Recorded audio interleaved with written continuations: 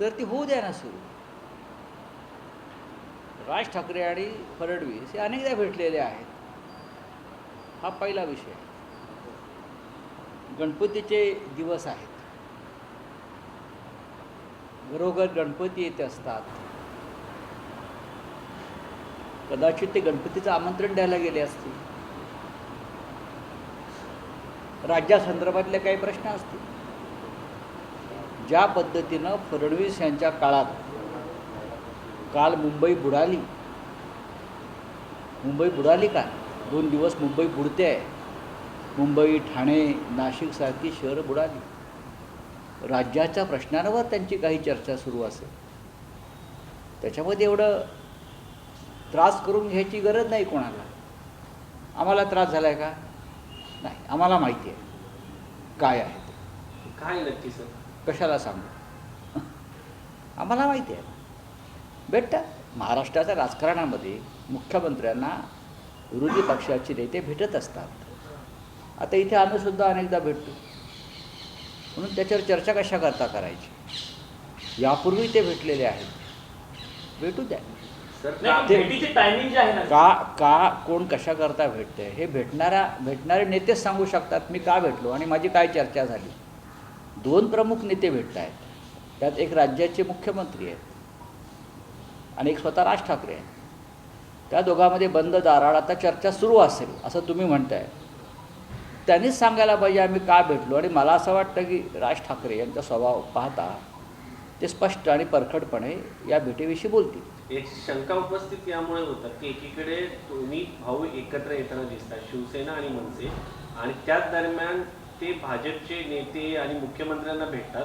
त्यामुळे जनतेच्या मनात संभ्रम निर्माण होतो. ते राज्याच्या मुख्यमंत्र्यांना भेटलेले आहेत, लक्षात घ्या.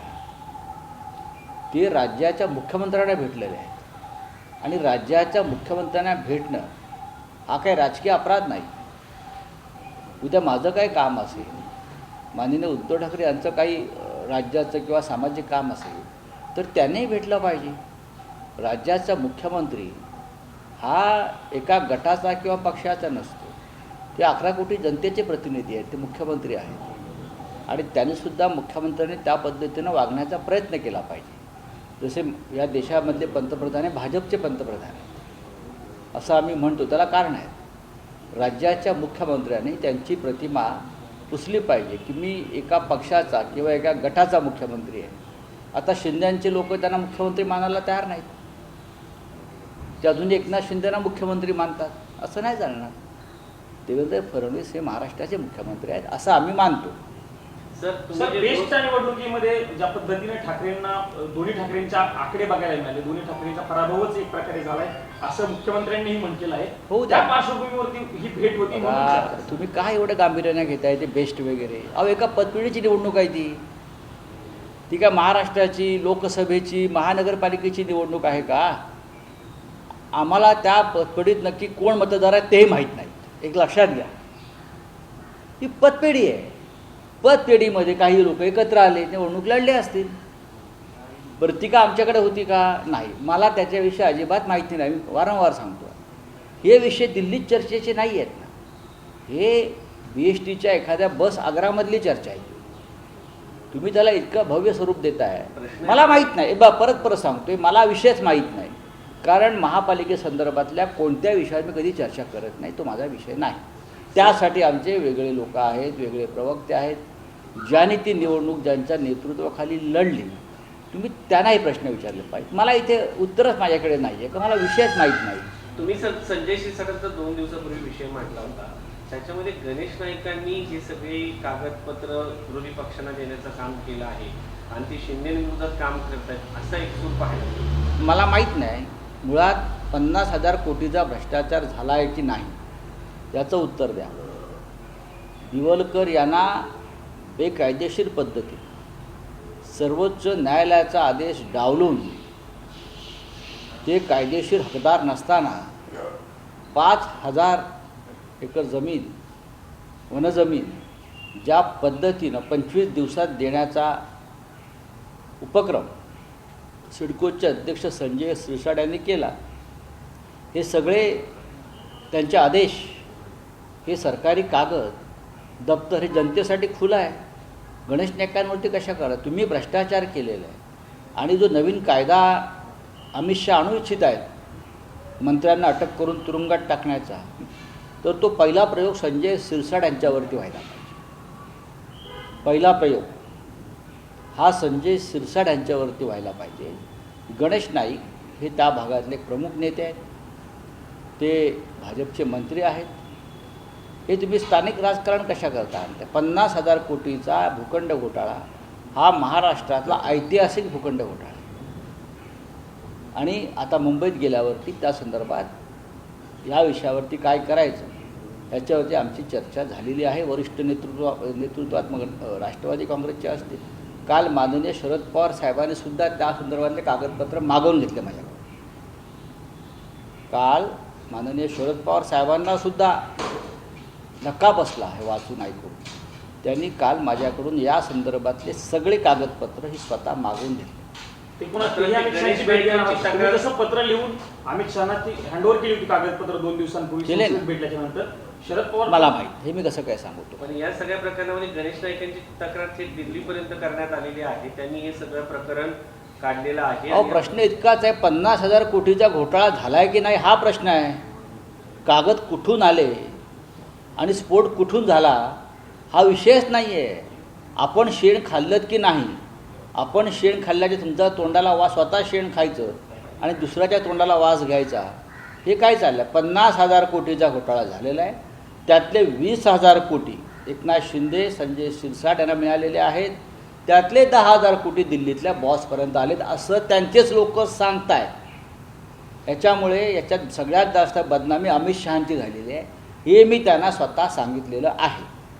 सर, काल अमित शहांनी पंतप्रधानांना पदावरून काढण्याच्या संदर्भातलं विधेयक लोकसभेत मांडले. मग काढा काढा. एवढे आरोप आहेत प्रधानमंत्र्यांवरती. या देशाची सार्वजनिक संपत्ती आपल्या एका मित्राला कवडी मोल भावात किंवा फुकटात दिली. अमेरिकेत ज्या मित्रावर लाचखोरीचे आरोप आहेत आणि त्याच्यावर अटकेची टांगती तलवार आहे, त्याला वाचवण्यासाठी प्रेसिडेंट ट्रम्प पुढे ऑपरेशन सिंधूमध्ये शरणागती पत्करली. हा राष्ट्रीय अपराध केला आहे प्रधानमंत्र्यांनी. गुन्हा दाखल करावा गृहमंत्र्यांनी देशद्रोहाचा आणि अटक करावी, बडतर्फ करावं. आम्ही स्वागत करू कायद्याचं. सर, काल जेव्हा हे विधेयक सादर करत असताना सुरुवातीला अमित शहा पहिल्या बेंचवर होते, नंतर विरोधकांनी जेव्हा पूर्णपणे विरोध केला त्यानंतर 4थ्या बेंचवरती गेले. हे रणछोडदास आहेत सगळे, लक्षात घ्या. रणछोडदास ही गुजरातमधली एक उपाधी आहे. रणछोडदास हे प्रत्यक्ष समोरून कधीच लढाई करणारे लोक नाही आहेत. त्यांच्या हातात पैसे आणि जेव्हा सत्ता आणि पोलीस असतात तेव्हा ते मर्द असतात. एरवी हे मर्द नसतात. ज्या दिवशी ह्याच्या हातात सत्ता नसेल ह्या लोकांच्या आणि त्यांच्यावरती अटकेची टांगती तलवार असेल, तेव्हा हे सगळे लोक याच कायद्याच्या भीतीनं देश सोडून पळून गेले. काँग्रेसनं PMLA कायदा आणला तेव्हा त्यांना सांगण्यात आलं की हा कायदा तुमच्यावर उलटेल. आता मी सांगतो, अमित शहाने हा जो कायदा आणलेला आहे हा कायदासुद्धा अमित शहा आणि मोदींवरच उलटणार आहे. कालाय तस्मै नमः ही काळानं घेतलेला सूड आहे. PMLA कायदा काँग्रेसने आणला आणि त्या कायद्याचा गैरवापर करून त्याने आम्हाला अटकेत टाकलं. आता हा जो कायदा अमित शहा आणतायत, बरं काय अमेंडमेंट जे आणतायत मंत्री, मुख्यमंत्री, प्रधानमंत्री, ह्याच कायद्यानुसार भविष्यात हे लोक तुरुंगात जातात. काल KC वेणुगोपाल यांनी अमित शहांना त्यांच्या गृहमंत्री पदाच्या कार्यकाळातील आठवण करून दिली. पण अमित शहा म्हणाले की मी राजीनामा दिला आणि मग कोर्टानं जेव्हा सांगितलं निर्दोष मुक्त केलं तेव्हा पुन्हा बघा अमित शहा हे खोटं बोलण्यामध्ये देशात नंबर 1 आहे. अमित शहा राज्यमंत्री होते. अमित शहांवरती गंभीर स्वरूपाचे गुन्हे होते. अमित शहा परागंदा होते. अमित शहांच्या सुटकेसाठी बाळासाहेब ठाकरेंनी आणि माननीय शरद पवारांनी, हिंदू हृदय सम्राट माननीय बाळासाहेब ठाकरे यांनी आणि शरद पवार यांनी कायद्याच्या पलीकडे जाऊन त्यांना मदत केली. तेव्हा आजची तुम्हाला अमित शहा दिसत आहेत, लक्षात घ्या. आणि निर्दोष कधी सुटले? केंद्रात मोदी आल्यावर निर्दोष सुटले. हो, त्यांना कोर्टाने निर्दोष नाही सोडले, निर्दोष सोडवून घेतलं. जसं आज न्यायालयाचा वापर करून आमच्यासारख्या लोकांना त्रास दिला जातो आहे. शिवसेनेला असेल, राष्ट्रवादी काँग्रेस, इतर पक्ष. नरेंद्र मोदी केंद्रामध्ये आल्यावर त्यांनी स्वतःला त्यातून त्याची सुटका करून घेतली. त्यांनी फार नाकानं कांदे सोलू नयेत. हे नैतिकता वगैरे शब्द अमित शहांच्या तोंडी शोभत नाहीत. त्यांनी त्याची जाणीव ठेवली नाही. त्यांनी ज्या लोकांनी त्यांना सोडलं त्यांचेच पक्ष भविष्यामध्ये फोडले. हंपक लोक आहे ते. माझ्या पुस्तकात त्या सगळ्याचा उल्लेख आहे. त्याच्यावर उत्तर दिलं आहे का कोणी? माझ्या तुरुंगातले जे अनुभव आहेत, नरकातला स्वर्ग, त्यात हे सविस्तर आहे की हिंदुहृदय सम्राट बाळासाहेब ठाकरे असतील, शरद पवार असतील, ह्यांनी अमित शहाना आउट ऑफ वे जाऊन कशी मदत केली हे आहे. तुम्ही दिलाय का? आहे ना. त्याच्यामुळे तुम्ही यांचं काय सांगताय? यांना हे कसे सुटले आम्हाला माहिती आहे. मी साक्षीदार आहे. सर आदित्य पण मग ती चूक होती असं म्हणता नाही, येईल. मी असं काहीच म्हणणार नाही. बाळासाहेब ठाकरेंच्या स्वभावानुसार त्यांनी मदत केली, शरद पवारांच्या स्वभावानुसार त्यांनी मदत केली. त्याचे पांग या लोकांनी फेडले. पण देशाला पण त्याचे परिणाम भोगावे हे एहसान फरामोश लोक आहेत. हिंदीमध्ये एक उत्तम शब्द आहे. उपकाराची जाणीव नसलेले हे लोक आहेत. हे क्रूर लोक आहेत. बोलिये. सर आज उपराष्ट्रपती पदाचा अर्ज दाखल करताय. आम्ही करतोय ना आता 11:30 वाजता. कोण कोण?